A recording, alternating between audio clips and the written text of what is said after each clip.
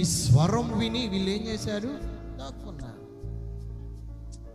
ఆనాటి దినం మొదలుకొని మనుష్యుడు చేసిన తప్పిదములను దాచుకుంటూనే ఉన్నాడు.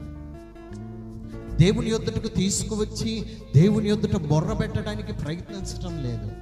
వారు చేసిన ఏమైనా కూడా వారికి తప్పిదములన్నీ లోకపరంగా నడిచినవి అయినా గాను, లోక ఆశల్లో మునిగిపోయినను, లోక సంబంధమైన వాటిలో నడిచినను, దేవునికి ఇష్టం లేని వాటి ప్రకారంగా నడిచినను, దేవునికి వ్యతిరేకమైన వాటి ప్రకారంగా నడిచినను, దేవునికి ఇష్టం లేని మార్గంలో వారు వెళుతూ ఉన్నా కూడా మరలా ఈ ఆరాధన అనగానే ఏమీ తెలియనట్టుగా మనం ఏం చేస్తున్నాం?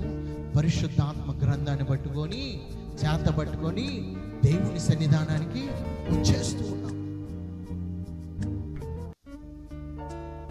దేవుని ఎదుటకు వచ్చే ముందు, అందుకనే ప్రసంగి 5వ అధ్యాయం 1వ వచనం, నీవు దేవుని మందిరమునకు వెళ్ళొచ్చినప్పుడు నీ ప్రవక్తన జాగ్రత్తగా చూచుకొనవలెను. హల్లెలూయా, హల్లెలూయా. నీ ప్రవక్తన జాగ్రత్తగా చూసుకోమని దేవుని ఒక వాక్యము సెలవిస్తుంటే మనం ఏం చేస్తున్నాము? అటువంటి ప్రవక్తనను కలిగే, ఏదైతే లోకపరంగా అయితే నడుస్తున్నామో, ఏ ప్రవక్తనైతే దేవునికి ఇష్టము లేదో, ఏ ప్రవక్తనైతే దేవుని కంటికి ఆటంకంగా ఉందో, అటువంటి ప్రవక్తననే మనము దేవుని యొద్దకు వస్తూ ఉన్నాం.